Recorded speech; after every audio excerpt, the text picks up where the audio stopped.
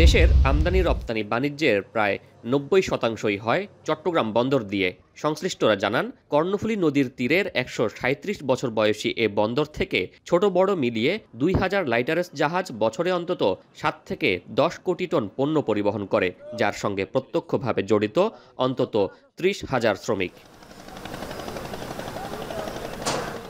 গেল ২২ ডিসেম্বর চাঁদপুরে চট্টগ্রাম থেকে সিরাজগঞ্জগামী সারবোঝাই এমভি আল বাখেরা জাহাজে ৭ জনকে নৃশংসভাবে হত্যার পর আতঙ্কিত নৌ শ্রমিকরা। জাহাজ চালাতে হলে আমরা ভয় কাজ করে অনেক আতঙ্কিত, দেশে যে অবস্থা পরিস্থিতি। নৌ ডাকাতি বন্ধ করতেই হবে, আমাদের কোনো নিরাপত্তা নাই। এই যে জাহাজ ছাড়ি, কোনো নিরাপত্তা নাই আমাদের।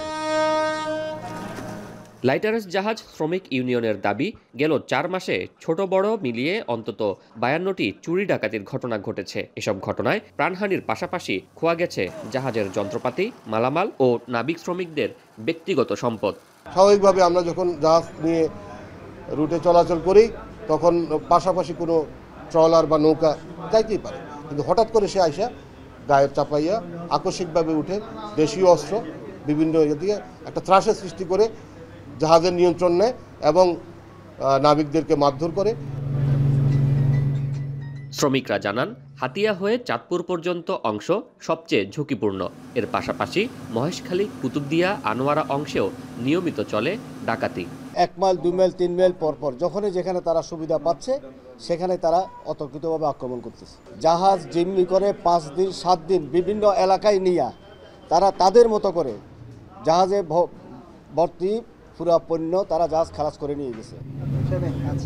তবে এসব ঘটনা কেবল ডাকাতি হিসেবে মেনে নিতে নারাজ নৌ পুলিশ। একই সাথে প্রতিটি পয়েন্টে টহল বাড়ানোর কথাও জানায় সংস্থাটি। আমাদের কাছে এই যতটুকু তথ্য আছে ওইরকম অনিরাপদ কোনো জায়গা আমাদের কাছে আছে বলে মনে হচ্ছে না। পুরো জায়গাটাই আমরা আমাদের নিরাপত্তার চাদরে ঢেকে রেখেছি। পণ্যবাহী যে সকল মাদার ভেসেল চট্টগ্রাম বন্দরে আসতে পারে না, সেগুলো অবস্থান নেয় বহির্নোঙরে। আর সেখানেই সে সকল মাদার ভেসেল থেকে পণ্য পরিবহন করে চট্টগ্রাম বন্দরে নিয়ে আসে ছোট ছোট লাইটারেস জাহাজ। এ সকল লাইটারেস জাহাজ বছরে ৭ থেকে ১০ কোটি টন পণ্য পরিবহন করে সারা দেশে। এসব জাহাজে যে সকল শ্রমিকরা থাকেন তারা ঝড় ঝঞ্ঝাট কিংবা ডাকাতের ভয় জয় করেই পণ্য পরিবহন করে থাকেন সারা বছর। কিন্তু সাম্প্রতিক জাহাজের ৭ শ্রমিক হত্যার ঘটনায় চিন্তার ভাঁজ পড়েছে এ সকল শ্রমিকদের কপালে। দেশের অর্থনীতিতে গুরুত্বপূর্ণ অবদান রাখা এই নৌপরিবহন খাতের শ্রমিকদের নিরাপত্তা নিশ্চিত করা না গেলে এই খাতটি অনিশ্চয়তায় পড়বে। শোয়েব রহমান, এখন, চট্টগ্রাম। শিয়া বাটার ও ভিটামিন ই সমৃদ্ধ lily glam beauty soap. Lily, always beautiful.